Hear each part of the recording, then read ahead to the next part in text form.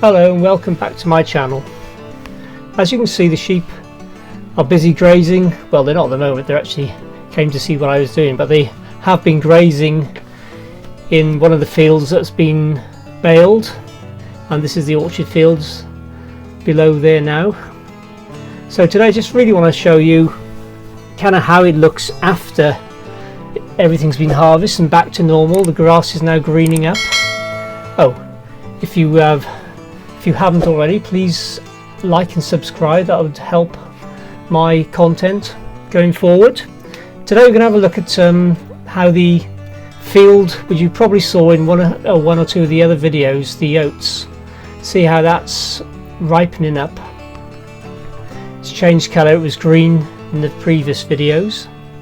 Now it's sort of golden brown, and in another couple of weeks it should really pretty much be ready to harvest. So that's great. It's all coming along. We've had some quite good weather lately. It's had a couple of good weeks of dry weather on and off, so which has been a bit of a blessing.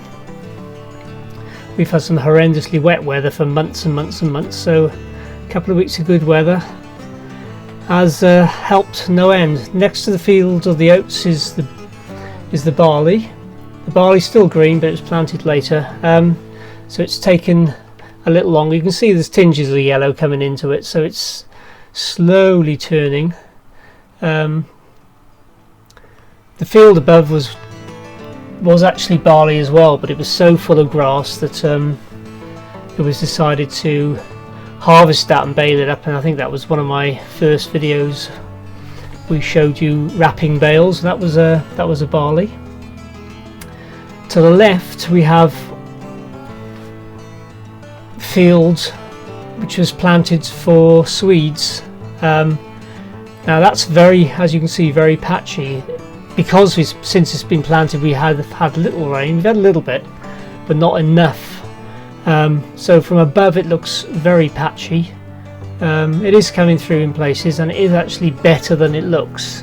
I think we'll take you down and we'll have a little look later on in the video.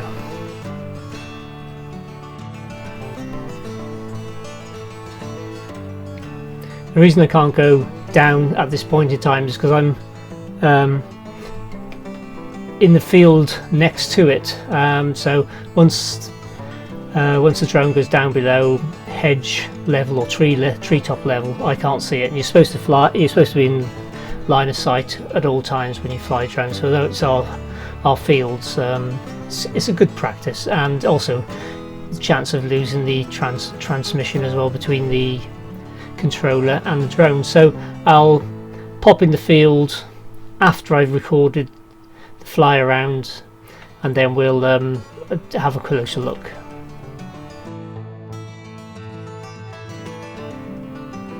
It's great to see the tram lines in the barley. Some nice patterns. See it, just the tinges on the edge as where the tractor turns, where the it's all turning. Sheep happily grazing there. And the long shadows of the trees, because it's evening now. It's about 7 o'clock, I think, in the evening, 7:30.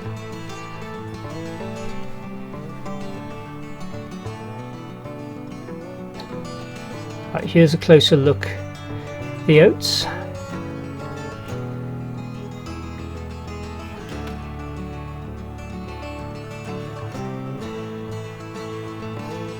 Just gonna fly in and have a little look. In case you're not aware of how they look or what they look like. So I'll have a zoom in. I'll fly on down, and then we'll have a look at the difference between the oats and the barley.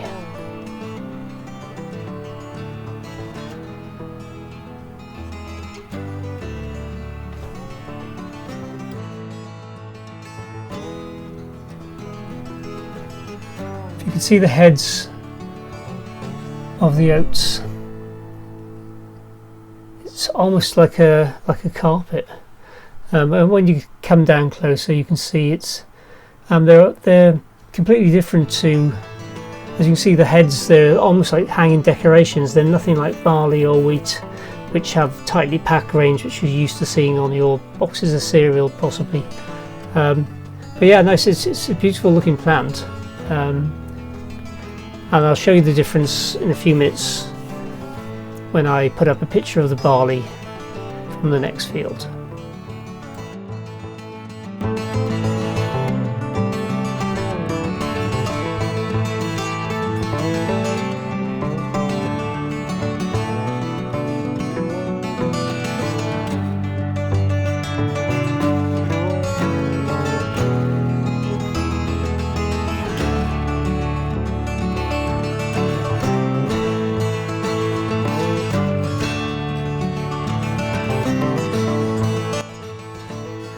Okay, so here's the barley.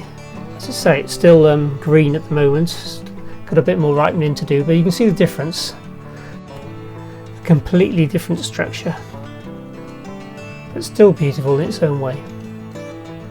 With those whiskers coming above the grains. This colour's amazing at the moment. See the yellow in it as you go down closer, and the green. It'll all turn yellow, as we're used to seeing in the next few weeks.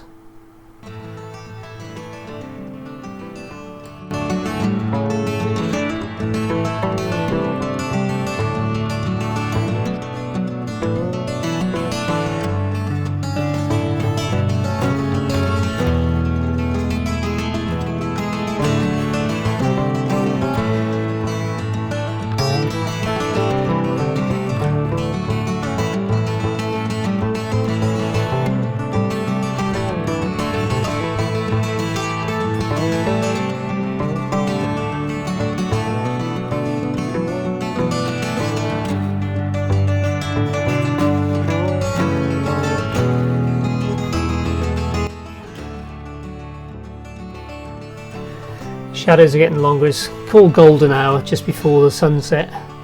It's a glorious time of the evening. There's me hiding below the tree, not very well.